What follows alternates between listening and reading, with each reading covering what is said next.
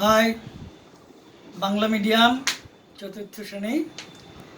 এ পর্যন্ত তোমাদের যতগুলো শিট দিয়েছি অঙ্কের, তার কিছু কিছু ডাউট রয়েছে তোমাদের। আজকে চলো একটা ছোট্ট ডাউট ক্লিয়ারিং ক্লাস করি। আবার সোমবার যাবে পড়ানোর ভিডিও এ সপ্তাহের ইংরেজি বাংলা অঙ্ক। বাংলা অলরেডি পেয়ে গেছো ডাউট ক্লিয়ারিং ক্লাস, আজকে অঙ্কের করছি। তোমাদের একটা পরীক্ষা হয়েছিল এটা বাড়িতে, যেটা এখানে হওয়ার কথা ছিল, হলো না লকডাউনের জন্য। দাঁড়াও, দেখতে পাচ্ছ? ভিডিওটা দেখার আগে তিনটে অঙ্কের অ্যান্সার শিট হাতে রাখবে। অঙ্কের অ্যান্সার শিটগুলো হাতে রেখে কম্পেয়ার করবে, সঙ্গে তুলনা করবে আমি কি বলছি না বলছি। একটা কোয়েশ্চেন ছিল এভাবে, 501/10 সমান রাখা, দেখা যাচ্ছে তো? বোর্ড দেখা যাচ্ছে তো? হ্যাঁ, স্পষ্ট দেখা যাচ্ছে। এটাকে দেখেই বোঝা যাচ্ছে যে আমাদের কি করতে হবে না, এটাকে মিশ্র ভগ্নাংশে পরিণত করতে হবে। কি করে করব না, লবকে হর দ্বারা ভাগ, দশমিকের ভাগ হবে না কিন্তু। 10 5 50। দেখো প্রথম ভাগফল কোথায় হবে, এটাকে ধাপের ভাগ বলে। এই পর্যন্ত নিচ্ছি, প্রথম ভাগফলটা ঠিক এর ওপরেই বসবে। এবারে যতগুলো ঘর আসবে ততগুলো কিন্তু ভাগফলেও অঙ্ক আসবে। যদি না আসে অঙ্ক তুমি জানবে তোমার ভুল হয়েছে। এবারে যাচ্ছে না, এক নামলো, গেল না। তুমি যদি 5 × 1 = 10 লেখো বল, কারণ এই ঘরটা পূরণ হয়নি, তাহলে এই যে এক নেমে গেল না, এটা শূন্য দিয়ে দাও। তাহলে কি হলো না, পূর্ণ সংখ্যা 50। এ হচ্ছে লবের অংশ, এখানে লব, আর হর হলো 10। তাহলে 50 পূর্ণ 1/10 বোঝা গেল? এভাবে করতে হবে। এভাবে ধাপের ভাগ করলে সুবিধে কি না, তোমার প্রথম যে পর্যন্ত নিচ্ছ সেই তার উপরে প্রথম ভাগফলের অঙ্কটা বসবে, তারপরে যতগুলো ঘর থাকবে আসতেই হবে। যদি কোনো অঙ্ক না আসে তুমি জানবে তোমার ভাগ ভুল হচ্ছে। এই ভাগের আরেকটা আমি পদ্ধতি দেখাচ্ছি, আরেকটা উদাহরণ দেখাচ্ছি। বোর্ডের দিকে দেখো, ধরো 30015 একে 15 দিয়ে ভাগ করছি। প্রথমে এই পর্যন্ত নিচ্ছি, প্রথম ভাগফল ঠিক এর ওপরে বসবে। 15 × 2 = 30। শূন্য নামে যায় না, একটা শূন্য নিলাম। এক নামে যায় না, 5 নিলাম। তাহলে 15 × 1 = 15। কিন্তু কি হলো, এই ঘরটা কোথায় গেল? তাহলে কি কোথাও ভুল করলাম? নিশ্চয়ই ভুল করেছি। কি ভুল করেছি দেখে নিই। শূন্য নামিয়েছি, ও এক নেমেছে, যায়নি। না গেলে তো সঙ্গে সঙ্গে একটা শূন্য বসবে, তার মানে এখানটা শূন্য হবে। এবার 5 নামবো, যাবো, 15 × 1 = 15। তাহলে দেখো এ আমাকে দেখিয়ে দিচ্ছে যে আমার ভাগ ভুল হচ্ছে। প্রত্যেকটা অঙ্ক যদি না আসে, এর অঙ্ক এর অঙ্ক এর অঙ্ক যদি না আসে, তাহলে তুমি জানবে ভাগটা ভুল হচ্ছে। আচ্ছা, পরের অঙ্কে চলে যাই। আরেকটি অঙ্ক ছিল কি না, 5 × ড্যাশ গুণিতক ড্যাশ গুণিতক 3 = 210। সরি, ইংরেজিতে থাকলে ইংরেজিতে করবে, বাংলায় থাকলে বাংলায় করবে। আসলে কি, এটা গুণের অঙ্ক। কিসের অঙ্ক আগে ভালো করে বুঝতে হবে। গুণের অঙ্ক। গুণের ক্ষেত্রে এটাকে গুণ্য ধরি, তাহলে দুটো গুণক দরকার। কিন্তু দুটো গুণক হোক, তিনটে গুণক হোক, চারটে গুণক হোক, অঙ্কের সূত্র হচ্ছে গুণফল ভাগ গুণক সমান গুণ্য, গুণফল ভাগ গুণ্য সমান গুণক। তাহলে যে অঙ্কগুলো আছে, যেহেতু গুণ, এগুলোকে গুণ করে একটি গুণ্য বানিয়ে নাও। তাহলে 5 × 3 = 15। এক্ষেত্রে একটি গুণক বের করো, সমগ্র গুণকটি বের করো। গুণক কী করে পাবো না, 210 ভাগ 15 সমান হচ্ছে 14। ভাগ করে দেখবে 14 হবে। এই 14কে দুটো জায়গায় কি করে বসাবো, এটা কিন্তু গুণফল। তাহলে 14কে তুমি উৎপাদকে ভেঙে নাও। 14 = 1 × 14, 14 = 2 × 7। তাহলে এই সেটটাও বসাতে পারো, এই সেটটাও বসাতে পারো। মানে 1 × 14 বসতে পারে, আবার 2 × 7ও বসতে পারে। ধরো আরেকটি গ্যাপ আছে, তখন কি করব না, তখন করতে হবে 14 = 1 × 1 × 14, বা 14 = 1 × 2 × 7। তাহলে এই সেটটাও বসাতে পারো, এই সেটটাও বসাতে পারো। অর্থাৎ 2 গুণিতক 7 গুণিতক 1 বসাতে পারো, অথবা 1 গুণিতক 1 গুণিতক 14 বসাতে পারো। এভাবে একটি গুণ্য বা একটি গুণককে নির্ণয় করো। তো মৌলিক সংখ্যা কি করে বিচার করব না, তুমি 1 থেকে 10 পর্যন্ত যে বিভাজ্যতার নিয়ম শিখেছো, সেই নিয়ম প্রয়োগ করে দেখো 1 থেকে 11-র মধ্যে সংখ্যাগুলি দিয়ে ভাগ যাচ্ছে কিনা। যদি না যায় তুমি মোটামুটি জেনে নাও 90 ভাগ ক্ষেত্রে ওটা কি হবে না মৌলিক সংখ্যা হবে, আর যদি যায় তাহলে চলে আসবে।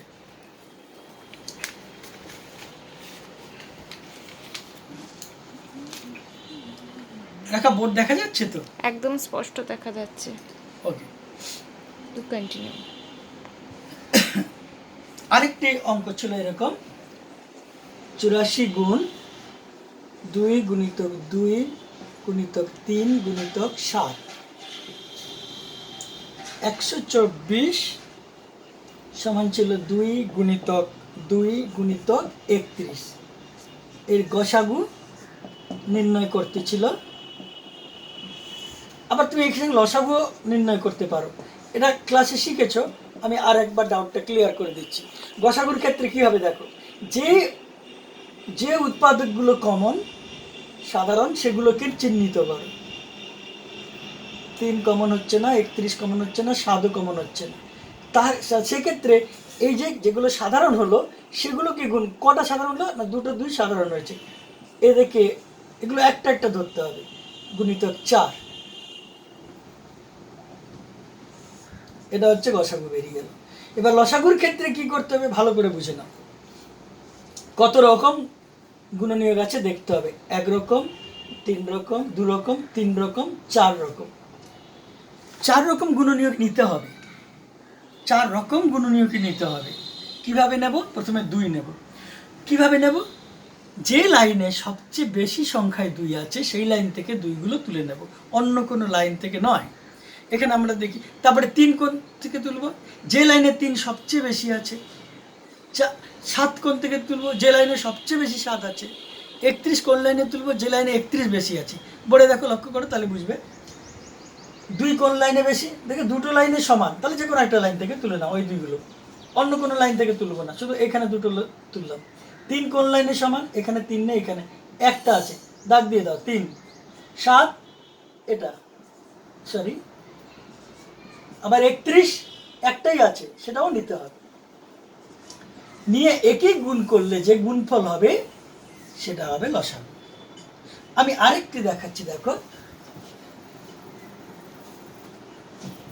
ধরো 18 2 গুণিতক 3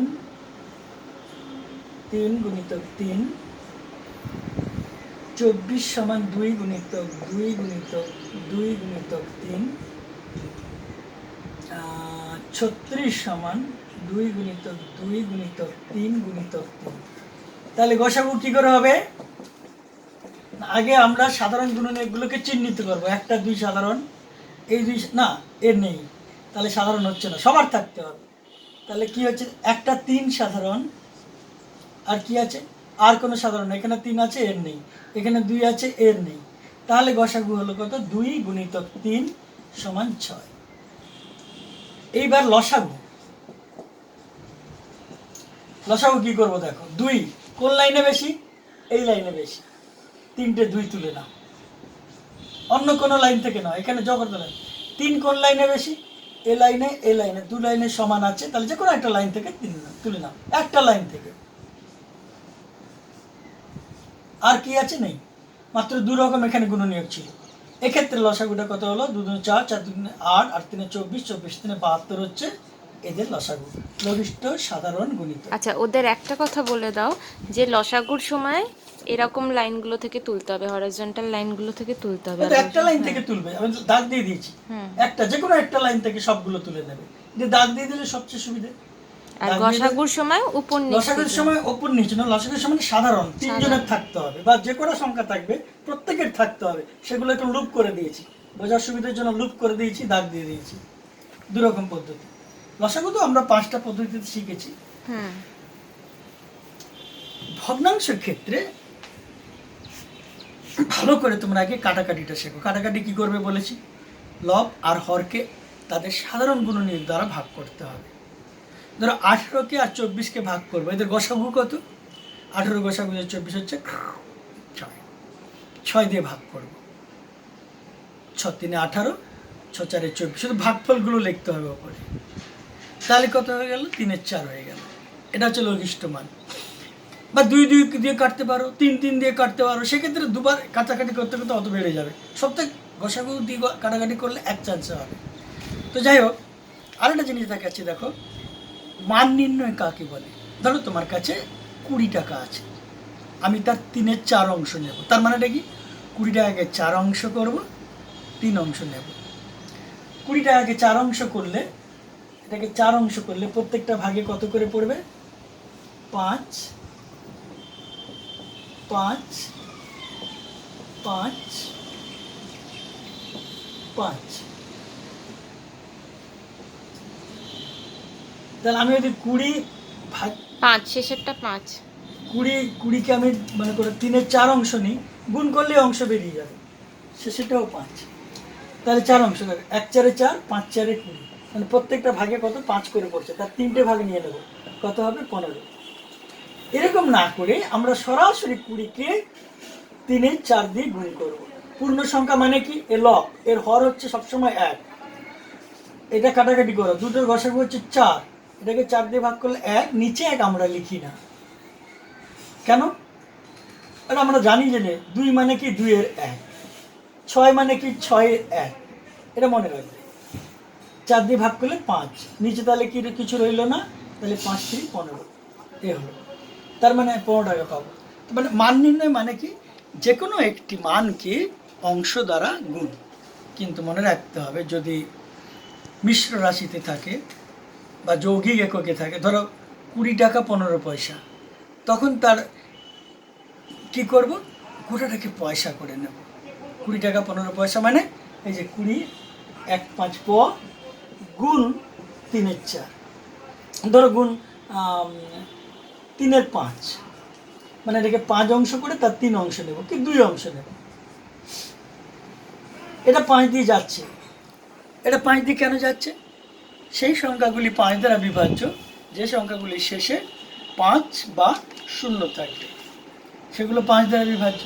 এক্ষেত্রে দুটোকে 5 দিয়ে বিভাজ্য করে একে 5 দিয়ে ভাগ করলে 1, ভাগফল মনে মনে থাক, ভাগফলটা লিখতে হবে আর ভাজকটা মনে মনে থাকবে, কিন্তু এক তো নিচে 1 লিখি না আমরা। এটাকে 5 দিয়ে করি, 5 4 20, ঠিক এখানে 4 লিখবো, ঠিক ধাপের ভাগের মতো 4, এখানে যাচ্ছে না 0, 5 3 15, সমান কত হলো না 403 প গুণ 2 সমান 806 প। আরেকবার দেখে নেব, সবসময় দুবার চেকিং করতে হবে। এবার পয়সা দুটো ঘর আগে দশমিক দিলে কি হবে? এটা হবে টাকা 6 পয়সা। এটা হচ্ছে মান, এটা মান বেরোলো, এটাকে মান নির্ণয় বলা হয়। এগুলো কেন বলছি না, কাটাকাটি ভালো করে শিখলে। আর ভগ্নাংশের ক্ষেত্রে ভাগ তো তোমরা জানো, ধরো 6 এর 8 ভাগ 3 এর 4 কি করে করবো? 6 এর 8 গুণ এর অনন্যক দ্বারা গুণ করতে হবে, ভাজকের অনন্যক দ্বারা গুণ করতে হবে। ভাজকের অনন্যক মানে কি? অনন্যক মানে কি? হরলবের বিপরীত অবস্থা। চলো একে গুণ করি, তাহলে 6 গুণ, এটাকে উল্টে যাবে, তাহলে 4 এর 3 কি হলো? কালি নেই কেন? সব পয়েন্টগুলো কোথায় এখানে ফেলে রেখেছি? 4 এর 3, 1 3 এ 3, 2 3 এ 6, আবার কাটাকাটি হচ্ছে 1 2 2, 4 2 8, আবার 4 এর 4 কাটাকাটি হয়ে যাবে, কেন 1 সমান হলো 1 এর 1 সমান 1। অর্থাৎ 1 কেন হলো না, এটাকে কাটাকাটি করলে এটা 3 এটা 4 আসবে। কোনো একটি সংখ্যাকে সেই সংখ্যা দ্বারা ভাগ করলে ভাগফল 1, বা একটি ভগ্নাংশকে তারই অনন্যক দ্বারা গুণ করলে গুণফল 1। এই যে 3 এর 4 ভাগ মানে কি? উল্টে গিয়ে এরকম 4 এর 3 হচ্ছে, 3 এর 4 অনন্যক 4 এর 3, তাই এখানে 1 এসছে। আমিও চমকে গেলাম, 1 আসছে কেন নেই। এটা কিন্তু জানবে, তোমাদের সামার চলছে, লকডাউন বলে কোনো কথা নয়। সামারটা এগিয়ে এসছে, রুটিন ব্রেক করবে না, প্রতিদিন সকাল বিকেল পড়বে, 5 দিন সপ্তাহে 1.5 থেকে 2 ঘন্টা করে টানা অঙ্ক করবে, উঠবে না। আর তারপরে খেলাধুলা করবে, নানা কবিতা লিখবে, গান করবে, নাচবে, টিকটক করবে, অনেক কিছু করবে। ঠিক আছে? যাই হোক, এটাতে খুব একটা আর কিছু সমস্যা তোমাদের ছিল না মনে করি।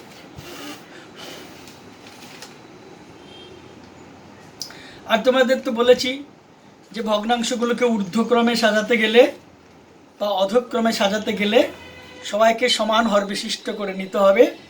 কি করে সমান হর বিশিষ্ট করব? কিচ্ছু না, তাদের লসাগু করে নেব। একটি ভগ্নাংশের হরকে যদি পরিবর্তন করো, সে গুণ করে পরিবর্তন হয় অথবা ভাগ করে পরিবর্তন হয়, অন্য কোনোভাবে হবে না। তো লসাগু মানে কি? লঘিষ্ঠ সাধারণ গুণিতক, এমন একটা সংখ্যা যেটা সবারই গুণিতক। এবার দেখব ওটা, ধরো 3, 5, 3-এর 4, 7-এর 6, 5-এর 12, এগুলোর এই যে 6, 12, 4 লসাগু কত হলো না? 60। এইবারে 60 হতে গিয়ে কত গুণ বাড়ছে? তত দিয়ে গুণ করতে হবে। লবকেও ঠিক সেই সংখ্যা দ্বারা গুণ করতে হবে। অর্থাৎ তুমি ধরো 5-এর 12, একে সবাইকে আমি বানাচ্ছি 60। 60 মানে কি? 12 গুণ 5, তাহলে 5কেও 5 গুণ বাড়াতে হবে, তবে গিয়ে মান অপরিবর্তিত থাকবে, মানে 25-এর 7। এটা মানে যা, এটার মানে ওটা, দুটোর মান সমান। এভাবে সমহর বিশিষ্ট করে নিয়ে তোমরা করবে। আর এই পেপারটা এখন বোঝাবো, যদি ডাউট কিছু আছে দু একজনের ক্লিয়ার করে দিচ্ছি আমি। তোমরা অনেকে লঘিষ্ঠ মান তো সমস্যা ছিল, সেটা বলে দিলাম। লসাগু বসাগু কী করে করবে সেটাও বলে দিলাম। আর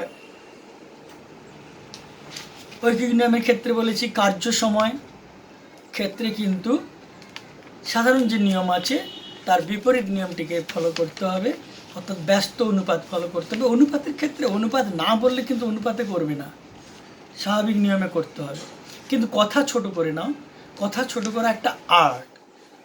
অনেক কথা আছে, তাহলে 5টি রামপুরি পাহাড়ে ছাগলের দাম, তুমি এত কথা লিখতে পারবে না, তোমাকে লিখতে 5টি ছাগলের দাম, কি একবারে ছোট করে দাও, 5টির দাম, এরকম করে দাও। যত কথা ছোট করবে তত ধরবে। তোমাদের একটা জ্যামিতি বলে দেখো বাবা, এইটার পর ওদের একটু সমানুপাতের যে অঙ্কগুলো দিয়েছো না, ওগুলো একটু বুঝিয়ে দেবে। স্বল্প অঙ্ক বুঝিয়ে দিয়েছি তো আগের দিন, আবার পাঠিয়েছি ওদেরকে।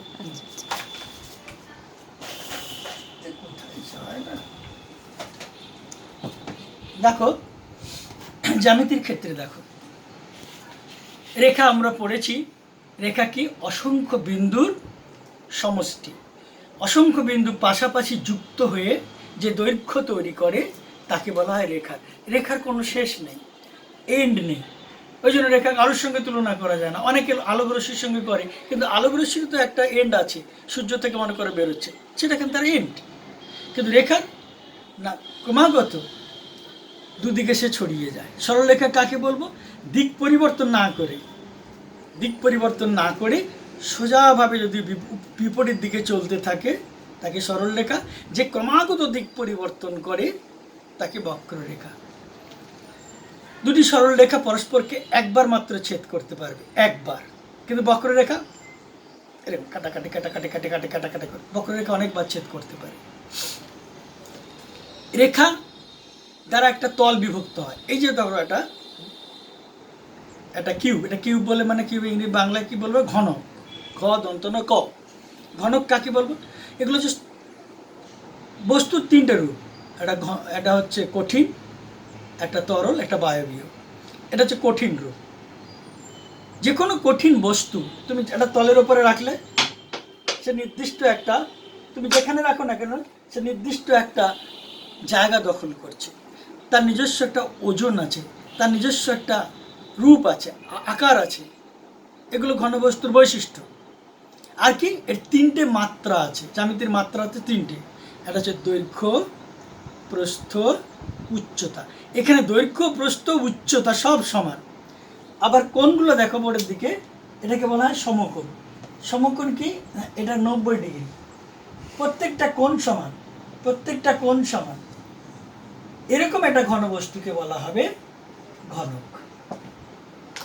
এটা হচ্ছে ঘনক। কিন্তু এটা হচ্ছে আয়তঘন। কেন আয়তঘন? এর দৈর্ঘ্য যতটা, প্রস্থ কম, উচ্চতাও আলাদা। এরকম ক্ষেত্রে এরও কোণগুলো কিন্তু সমকোণ হতে হবে, তবে এটা হবে আয়তঘন। তোমার বই আয়তঘন, তোমার জ্যামিতি বাক্স আয়তঘন, ঠিক আছে? একটা ছোট্ট পিঁড়ি মনে করো, সেটা আয়তঘন। আয়তঘন টেবিল হয়, টেবিল আবার চৌকো হয়। এর উপরই ভাগকে বলা হয় তল। ঘনবস্তুর উপরিভাগকে তল বলা হয়। তার মানে এটা কি হলো? ঘনবস্তু তল দ্বারা আবদ্ধ। ঘনবস্তু তল দ্বারা আবদ্ধ। এর কটা তল আছে দেখিনি? 1টা, 2টো, 3টে, 4টে, 5টা, 6টা। ঘনক বলো, আয়তঘন বলো, চতুস্তলক বলো, চতুস্তলক না বলছি, চতুস্তলক আলাদা জিনিস। এগুলো সব হচ্ছে 6টি তল।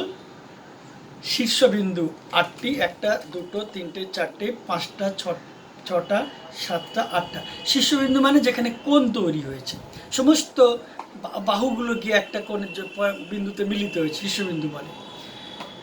গাইড বই থেকে পড়ে নেবে। গাইড বইতে আমি আমারই দেওয়া ওগুলো ওখানে আছে। ঘনবস্তুর নাম, তার বৈশিষ্ট্য, তল সংখ্যা, বাহু সংখ্যা, শীর্ষবিন্দু সংখ্যা, তলের প্রকৃতি। এই তলের প্রকৃতিগুলো কি? সব সমতল। একটা ভাঙা ইট, তার উপরে এবারে খেবড়ে অসমতল ওটা, ঠিক আছে? আবার দেখো ঘনকেরও তাই। 12টি প্রান্তরেখা বা বাহু, 6টি তল, 8টি শীর্ষবিন্দু। 8টি শীর্ষবিন্দু। চতুস্তলক কিন্তু আলাদা। চতুস্তলককে বলা হয় পিরামিডও বলা হয়, ত্রিভুজ পিরামিডও বলা যেতে পারে।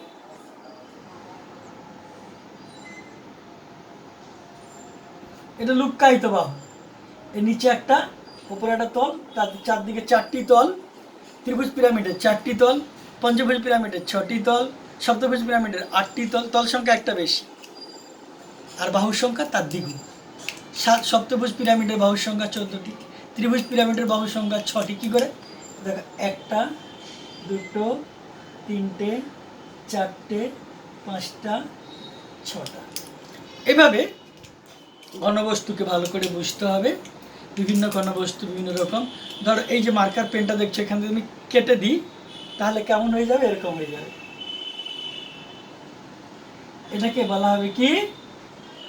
কি বলা হয় এটাকে? শঙ্কু। শঙ্কু। ইংরেজিতে বলা হয় অন্য কথা। এর এখানে কাঁটাতল একটা, আর চারদিকে একটা বক্রতল, একটা সমতল। এর কিন্তু প্রান্তরেখা একটি। যদি প্রান্তরেখা না থাকে, তার তল একটিই হবে। প্রতিটা প্রান্তরেখা নতুন তল তৈরি করে। এখানে 2টি তল কেন? একটা প্রান্তরেখা আছে। কিন্তু বল, একটা বল, তার কোনো প্রান্তরেখা নেই, তাই তার গোটা তলটাই একটি। বলটাকে বলা হয় গোলক, ইংরেজিতে বলা হয় স্ফিয়ার। হেমিস্ফিয়ার বা অর্ধগোলক কীরকম? তাকে কেটে ফেলো। 8খানা লেবু, 8খানা তরমুজ, 8খানা কমলা, তার উপরের দিকে সমতলের দিকে কেন? একটা প্রান্তরেখা আছে। প্রতিটা প্রান্তরেখা তলকে বিভক্ত করে। এটাকে মনে রাখতে হবে। আর এটার থেকে তেমন কিছু আর নেই, বাকিগুলো তোমরা সব শিখেছ। মিশ্রণের ক্ষেত্রে মনে রাখতে হবে, ধরো চা, 3 কেজি চা 20 টাকা দামের, 4 কেজি চা 25 টাকা দামের, 6 কেজি চা 18 টাকা দামের মিশিয়েছি। মিশে প্রত্যেক কেজির দাম বের করতে হবে, বা মিশ্রণের 6 কেজি দাম বার করতে হবে। তাহলে সব মিশ্রণকে মিশিয়ে আগে 1 কেজির দাম বার করতে হবে। কিন্তু কীভাবে মেশাবে? 4 কেজির দাম আগে বের করে নাও, 6 কেজির দাম বের করে নাও, 3 কেজির দাম বের করে নাও। তাহলে 6 4 10 3 13 কেজির মোট দাম বের করো। তাহলে 13 কেজি মিশ্রণের দাম এত, 1 কেজি মিশ্রণের দাম কত, 5 কেজি মিশ্রণের দাম কত, যেভাবে খুশি বেরিয়ে যাবে। ঐকিক নিয়মে সব কিছু সমাধান হবে। আরেকটা নিয়ম মনে রাখবে, সমগ্র মান ভাগ একটি এককের মান সমান একক সংখ্যা। ধরো তোমার কাছে টাকা আছে 40 লক্ষ, একটি ছাগলের দাম হচ্ছে 5000 টাকা। তাহলে এতে কতগুলো ছাগল পাওয়া যাবে? পরের দিকে দেখো, আগে লিখবো 4 লক্ষ টাকা, 6টা ঘর মানে 5টা শূন্য, ভাগ 5000। তার মানে মোট দামের মধ্যে একটি ছাগলের দাম কতবার আছে? ভাগ করলে পেয়ে যাবে। 0 0 কেটে দাও, তাহলে ভাগ হয়ে গেল। বাকি 400কে 5 দিয়ে ভাগ করো, 4 5 20 আর 0। তার মানে কটি ছাগল পাওয়া যাবে? 20টি ছাগল পাওয়া যাবে। 20টা তো, হ্যাঁ। না না, 5 5 4 20, 4 5, হ্যাঁ, না না, 5 8 5 8 40। 5 8 40 আর 0 80টা ছাগল পাওয়া যাবে। অনেক সময় না উত্তর দেখে বোঝা যাবে যে ভুল হচ্ছে, আমি 20টা থেকে ঘাবড়ে যাচ্ছি, কেন কেন কেন, ও ভাগটা ভুল হয়েছিল, ওই জন্য দুবার চেকিং করতে হবে। অনেক সময় ইচ্ছে করে করি এটা, তাই তোমরা যাতে সাবধান থাকো, সাবধান থাকতেই হবে, দুবার চেকিং না করলে ভুল কখনো ধরা পড়ে না। পরের প্রশ্নটার ক্ষেত্রে তোমরা তো জানো যে কি করে অপ্রকৃত ভগ্নাংশে ভাঙতে হয়, লব গুণ পূর্ণ সংখ্যা যোগ লব। আসলে মনে করো একটা জিনিসকে আমি 8 টুকরো করব, এখানে 3টে আছে, তাহলে 3টে মানে গোটা 8 টুকরো, মানে কি একটা জিনিসকে 8 টুকরো, তাহলে 3টে জিনিস কি করতে 8 8 8 মানে 24 টুকরো করতে হবে। তার মানে এটা 3, কি করে 1 8 8 3 8 24 সমান 3। তো এই জন্য পূর্ণ সংখ্যা থাকলে যতগুলো টুকরো করো প্রতিটাকে ততগুণ গুণ করতে হয়। এখানে পূর্ণ সংখ্যা গুণ হর যোগ লব সমান লব তৈরি হয়ে গেল, হর অপরিবর্তিত থাকবে। পরে যদি কাটাকাটি হয় তো হবে, নইলে হবে না। পরপর যদি মনে করো বোর্ডের দিকে তাকাও তাহলে বুঝতে পারবে একটা জিনিস। ধরো এখানে আছে 3 গুণ 20 ভাগ 12 ভাগ 4 ভাগ 3। এটা কি করে করব? পরপর ভাগ থাকলে প্রথম থেকে এগোতে হবে, কিন্তু প্রথমে ভাগ করতে গিয়ে ঘাবড়ে যাচ্ছে, 20 12 দিয়ে যায় না, 20 12 দিয়ে যায় না। এক্ষেত্রে একটা গুণ আছে, এই গুণটাকে আগে করে না। তাহলে কি হলো, 20 3 60 ভাগ 12 ভাগ 4 ভাগ 3। পরপর ভাগ না করে আমি ওই ভগ্নাংশের ভাগের সাহায্য নিই। কী করে? ভগ্নাংশের ভাগ কি না, এর অনন্যক দ্বারা গুণ হয়ে যাবে। 12 মানে কি 12 1, তাহলে এর অনন্য কি হবে 1 এর 12, এর অনন্য কি হবে 1 এর 4, এর অনন্য কি হবে 1 এর 3। এক লাইনে ভাগ হয়ে গেল। 12 5 60 আর ভাগ যাচ্ছে না, সমান কি হলো, উপরে থাকলো 5 একে 5 5 একে 5 5 একে 5। এই সমান চিহ্নের মাঝখানে কিন্তু মূল বিভাজন রাখবে। তুমি যদি এরকম করে লেখো না তাহলে বিরাট ভুল হয়ে যাবে। আগে দাগ টেনে নাও, দাগ টেনে নিয়ে 5 লেখো, তারপরে লেখো 4 3 12। এখানে 1 আছে, মনে মনে ভাববে, তাহলে 5 এর 12 হচ্ছে উত্তর। এক লাইনে বেরিয়ে গেল। এভাবে যদি কখনো সরলে আসে, এভাবে তোমাদেরকে সমাধান করতে হবে। আরেকটা অঙ্ক ছিল, দেখো তোমাদের যে পরীক্ষাটা দিয়েছি নির্দেশ মতো উত্তর দাও, ওই যেখানে অপ্রকৃত ভগ্নাংশ, এই দেখো এইটা, এই পেপারটা দেখতে পাচ্ছ। এবারে এর একটা 6 নম্বর একটা অঙ্ক ছিল, যে পরীক্ষায় তুমি মোট নম্বরের মধ্যে 3-এর 4 অংশ পেয়েছো, তুমি পেয়েছো 3-এর 4 অংশ মোট নম্বরের মধ্যে। মোট নম্বর কত বলা নেই, তোমার বন্ধু পেয়েছে 5-এর 6 অংশ। কে পরীক্ষায় ভালো করেছে, তার মানে তুলনা করতে গেলে দুজনের সমান সংখ্যক নম্বর চাই। ধরে নাও যে মোট নম্বর 100, তাহলে ও 100-র মধ্যে তুমি 100-র মধ্যে কত পেয়েছো না 100 গুণ 3-এর 4। যে কোনো মানকে সেই অংশ দিয়ে গুণ করলেই তার সেই অংশের মান বেরিয়ে যাবে। তাহলে 1 4 4 25 4 অংশ আমি পেয়েছি, এটা আমার কত 100-র মধ্যে আমার 75 নম্বর, বন্ধুর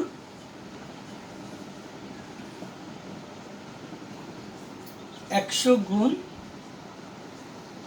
5-এর 6 সমান, দুটো 2 দিয়ে যায় 50, এটা 3, তার মানে 5 5 25, সরি 250-এর 3 সমান 250-কে 3 দিয়ে ভাগ করো, 3 8 24 1 0, তাহলে হচ্ছে 3 3 1 0 জেলো না, সঙ্গে সঙ্গে একটা শূন্য বসবে। এই ধাপের ভাগ তোমাকে শেখাবে। তাহলে কি হলো না 80 3 ত্রিক্ষে 9 যাবে। হ্যাঁ 3 3 9 যাবে। ও সরি 3 3 9 1, তাহলে কি হচ্ছে 83 পূর্ণ 1 3। তার মানে এটা 75 হচ্ছে ছোট আর 83 পূর্ণ 1 3 বড়। এটা দেখিয়ে দেবে, দেখিয়ে দিয়ে তুমি লেখো। এটা করা যেতে পারে। আর কি করা যেতে পারে, তোমরা বোর্ডের দিকে তাকাও।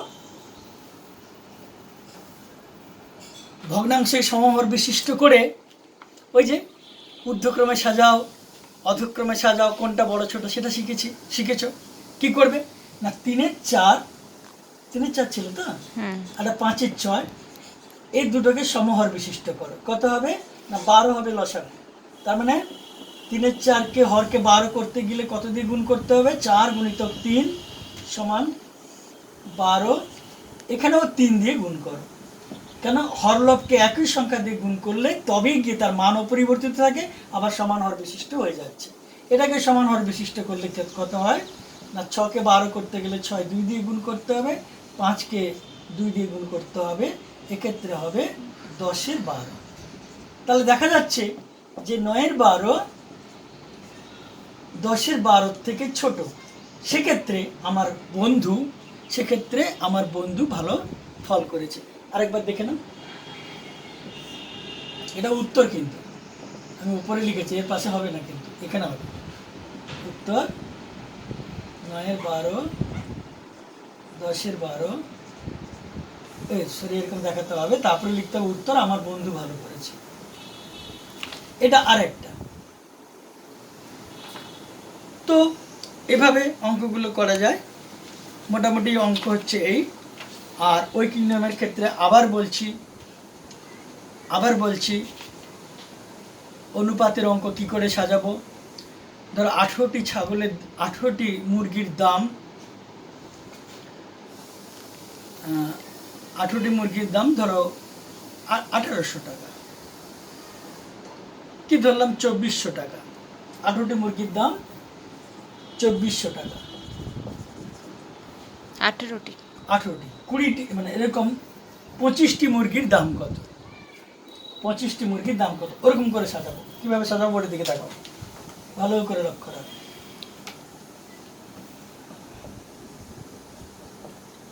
অঙ্কের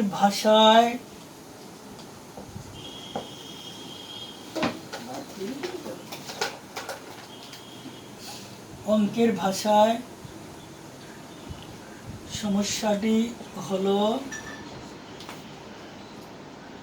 18।